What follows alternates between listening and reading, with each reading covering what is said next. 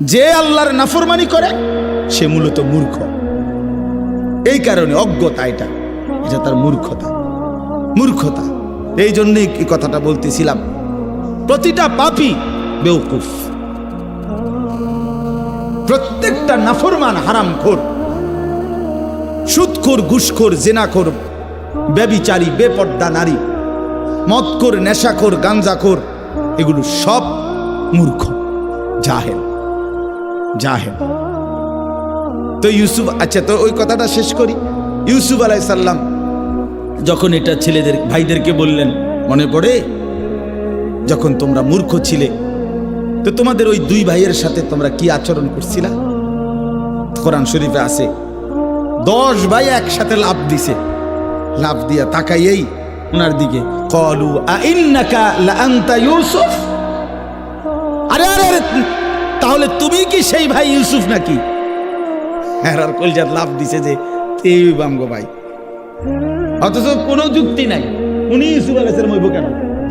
সে তো মিশরের অর্থমন্ত্রী, তারার বাড়ি হলো কেনান, ফালাইয়া দিছে 40 বছর আগে কূপের তলে, ফালাইয়া দিছে ছুট্টু মিয়ারে 8-10 বছর বয়সে। তো কিসের লগে কি মিলাইলো? কোথায় বাড়ি? কেনান।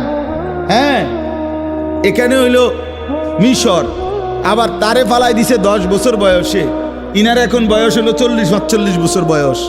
তবুও তাদের দিল বলছে, ক্বালু আইন্নাকা লাআনতা ইউসুফ, তাহলে কি তুমি আমাদের ভাই ইউসুফ? ক্বালা আনা ইউসুফ, এই যে কোরআন শরীফের আয়াত, ক্বালা আনা ইউসুফ ওয়া হাদা আখি। ইউসুফ আলাইহিস সালাম বললেন, হ্যাঁ ভাইয়া, আমি ইউসুফ। আর দ্বিতীয়বারে আসছিলার চুরির একটা কৌশল করে আমি যে আমার একটা ভাইকে রেখে দিয়েছি তোমাদের, সেটাই ছিল আমার ভাই বিনিয়ামিন। এই যে আমার পাশে বসা, গত সফরে মনে আসেনি ভাই, তোমাদের থেকে আমি আমার একটা ভাই কৌশল করে রাইখে দিছিলাম। কাদ মান্নাল্লাহু আলাইনা। ইউসুফ আলাইহিস সালাম বললেন, ভাইয়া শোনো, তোমরা তো আমারে ফেলে দিয়েছিলে পানির অতল গহীনে, কূপের গভীরে, কিন্তু আমার মহান আল্লাহ আমাদের উপরে বারবার দয়া করেছেন। রব্বুল আলামিন বলেন, কুলিল্লাহুম্মা মালিকাল মুলক তুতিল মুলকা মান তাশাউ ওয়া তানজিউল মুলকা মিম্মান তাশা। আল্লাহ বলেন, বন্ধু বলে দেন পৃথিবীবাসী, সমস্ত কর্তৃত্ব, রাজত্ব মালিক শুধুই একজন আল্লাহ। তিনি চাইলে বাদশার মসনদে বসাইতে পারেন, তিনি চাইলে বাদশার মসনদ থেকে বেইজ্জতির সাথে নামায় দিতে পারেন। পারেন কিনা? হ্যাঁ, তুইজ্জু মান তাশাউ ওয়া তুযিল্লু মান তাশা। তিনি চাইলে কাউকে ইজ্জত দেন, তিনি চাইলে কাউকে বেইজ্জতি করেন। ইজ্জত দেনে ওয়ালা কে? আল্লাহ। বেইজ্জতি করনে ওয়ালা কে? আল্লাহ। বাদশার মসনদে বসায় কে? আল্লাহ। বাদশার মসনদ থেকে টেনে নামায় কে? আল্লাহ। ইউসুফ আলাইহিস সালাম বলছেন, এবার সবাই শুনেন, ছেলেরাও শোনো বাপ। ইউসুফ তার 10 ভাইকে বললেন, বন্ধু ভাই আমার শুনে নাও, কিয়ামত দিবসের জন্য একটাই মূলনীতি, ইন্নাহু মাইয়াত্তাকি ওয়া ইয়াসবির ফাইন্নাল্লাহা লা ইউযিউ আজরাল মুহসিনিন। বললেন, ভাই শুনে নাও, নিশ্চয়ই যারা আল্লাহকে ভয় করে গুনাহ ছেড়ে দেয়, কি ছেড়ে দেয়, এবং যারা সর্বাবস্থায় আল্লাহর ফয়সালার উপরে সবর করে, ধৈর্য ধরে, এমন নেককার ব্যক্তির জীবনের একটা নিঃশ্বাসও আল্লাহ তাআলা বিফলে যেতে দেন না। তাকওয়া, গুনাহমুক্ত জীবন, গুনাহমুক্ত জীবন আর সবর। ইউসুফ আলাইহিস সালাম বলেন, ইন্নাহু মাইয়াত্তাকি ওয়া ইয়াসবির, যে গুনাহ থেকে মুক্ত থাকে আর আল্লাহর ফয়সালার উপরে সবর করে, ধৈর্য ধরে, আল্লাহ তাআলা এমন নেককারের জীবনের একটি সেকেন্ড নষ্ট হতে দেয় না। আল্লাহ তখন তাকে গুনাহ থেকে বেঁচে থাকলে এবং আল্লাহর ফয়সালা আমারে কখনো আল্লাহ খুব খাওয়াইছে, আলহামদুলিল্লাহ। এই বেলা খানা মেলে নাই, আলহামদুলিল্লাহ। আজকে কামাই হয়েছে 10,000, আলহামদুলিল্লাহ। আজকে কামাই হয় নাই 10 টাকাও, আলহামদুলিল্লাহ। হর হালাতে আল্লাহর উপরে সবর করে, ধৈর্য ধরে আর গুনাহ থেকে বিরত থাকে, আল্লাহ বলেন আমি তার কোনো কিছুই বিফলে দেই না। আমার এমন বান্দা, প্রিয় বান্দা, সে হাসলেও নেকি, কাঁদলেও নেকি, হাঁটলেও নেকি, বসলেও নেকি, উঠলেও নেকি, দাঁড়াইলেও নেকি, ঘুমাইলেও নেকি।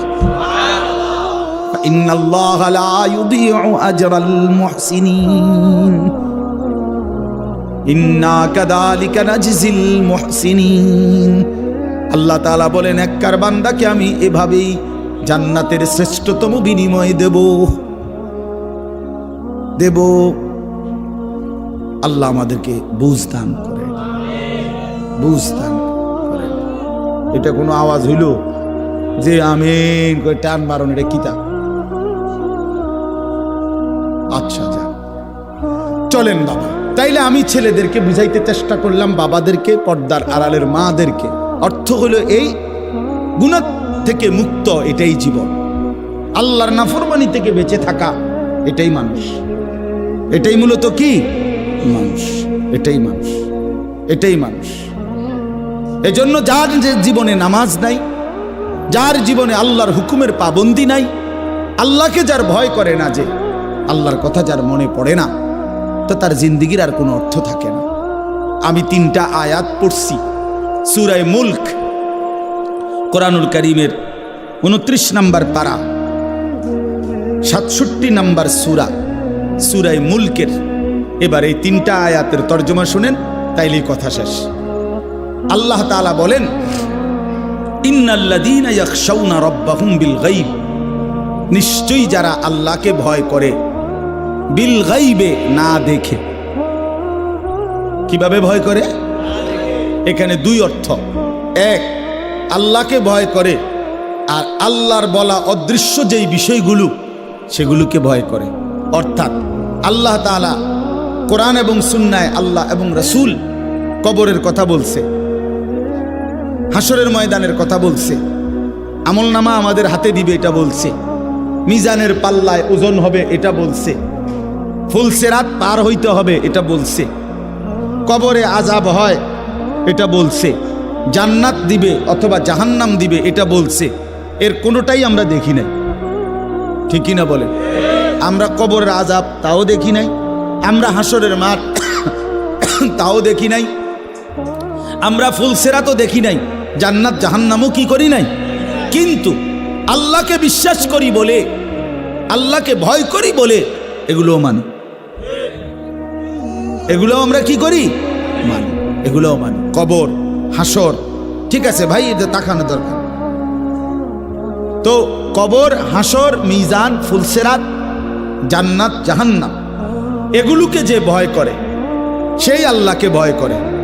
আর আল্লাহকে যে ভয় করে, খোদার কসম, এটার অর্থ একটাই, সে গুনাহ থেকে বিরত থাকে। গুনাহ থেকে যে বিরত থাকে সেই আল্লাহকে ভয় করে। এজন্য আল্লাহকে ভয় করে এ কথার মানে কি? গুনাহ থেকে বিরত থাকে। গুনাহ থেকে বিরত থাকে এ কথার ফলাফল কি? আল্লাহকে ভয় করে। এই কাগজের এই পিঠ ও পিঠ, কাগজের এই পিঠ তো এই পিঠ, এই পিঠ তো এই পিঠ, এটা আলাদা করা যায় না। মানে ধরেন এই পৃষ্ঠাটার মধ্যে তো কোনো লেখা নাই, আছে তো এটা হালাই দেন, এটা তো কাম নাই, কাম হলো আমার এই পৃষ্ঠাটা আনা, এটার মধ্যে লেখা আছে, এটা কেমনে ফেলাইবেন? বোঝেন নাই? এই লেখা টিকায় রাখতে হইলে কি করতে হইব? এটা নইলে আলাদা করবো কি দিয়া? এটা তো 2 পার্টও আলাদা। ঠিক এরকম আল্লাহকে ভয় করে তো গুনাহ থেকে বিরত থাকে, গুনাহ থেকে বিরত থাকে তো আল্লাহকে ভয় করে।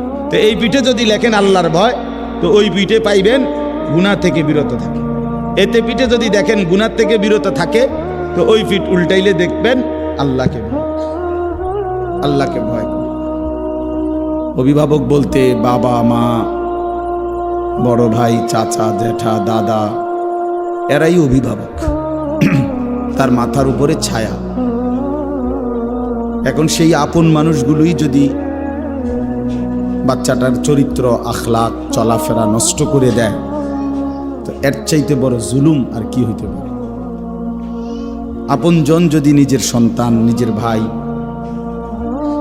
নষ্ট করে দেয়, তার চাইতে বড় অপরাধ আর কি বলে? এর চাইতে বড় জুলুম আর কি হইতে পারে? এতটা ছোট বাচ্চা, এই বাচ্চা,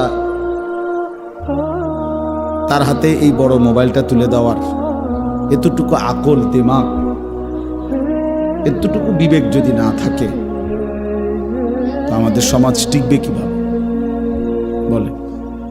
ছোট ছোট বাচ্চা যদি, সবাই যদি দিন রাত এই গুনার মধ্যেই লিপ্ত থাকে, তো আমাদের আগামী প্রজন্ম, আগামী জেনারেশন আলোকিত মানুষ হবে কিভাবে? চরিত্রবান হবে কিভাবে? 3 বছরের বাচ্চাও যদি মোবাইল ছাড়া না ঘুমায়, ভাত খাইতে না চায়, তো আমাদের ভবিষ্যৎ কি? আগামী সম্ভাবনাটা কি আমাদের বলে?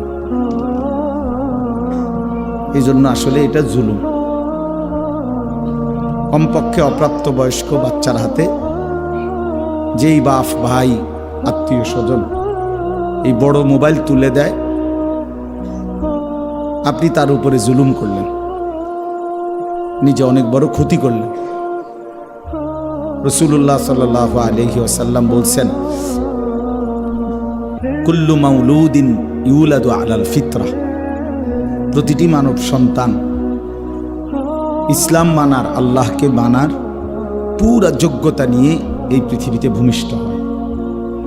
ফাআবাওয়াহু ইউহাব্বিদানিহি